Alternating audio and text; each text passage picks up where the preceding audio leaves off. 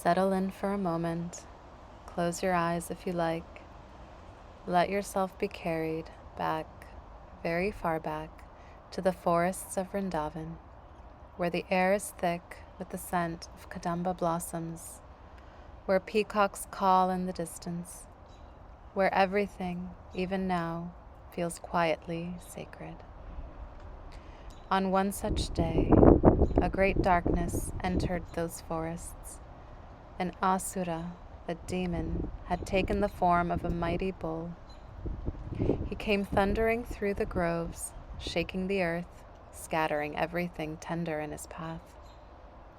But Nandalal was there, our Shyam Sundar. And what happened next? Well, with a love as fierce as it was gentle, he brought that darkness to an end. The forest fell quiet again, and into that quiet came Radha.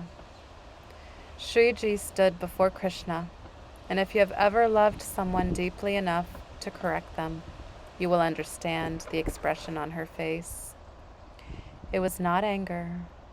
It was something more tender than that, a care so great it could not stay silent. "A living creature has been slain," she said softly. "That sin must be washed away. Go, bathe in every sacred river." Krishna looked at her, that steady, dark-eyed gaze, and then very quietly he smiled. Shriji was watching. The Sakis were watching. Krishna looked at the ground.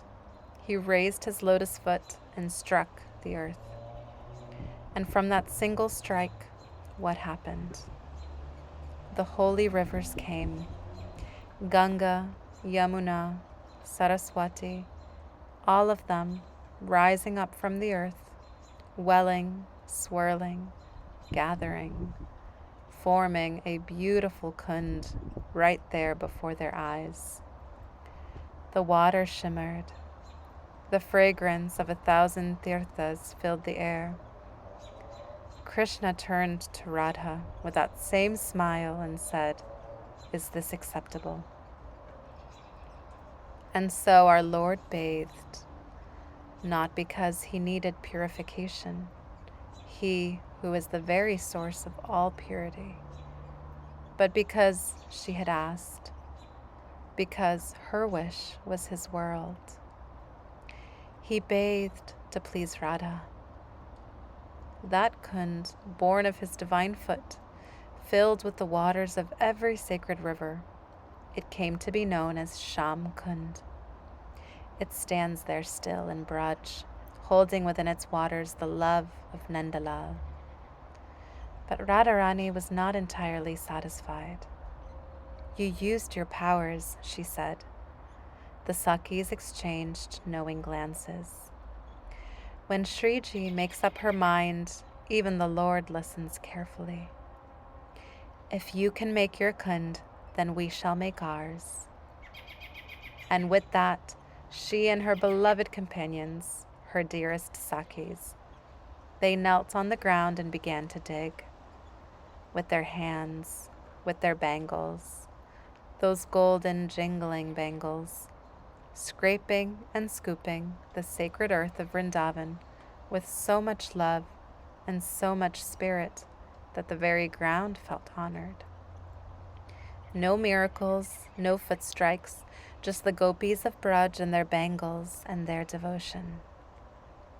The kund was ready, a perfect little hollow shaped by Radha's own hands, but it sat empty.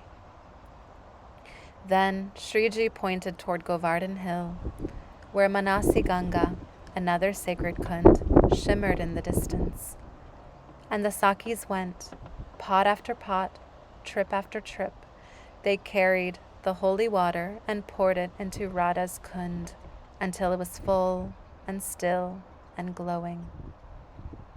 Even Krishna, watching all of this, was quietly, completely, thoroughly enchanted.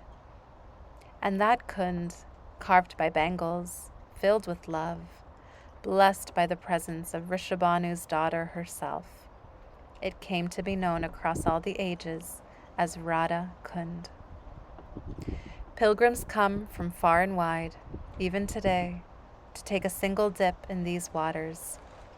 For it is said that one who bathes here receives the rarest of gifts, not just the washing of sins, but a drop of the very love that Radha feels for Krishna.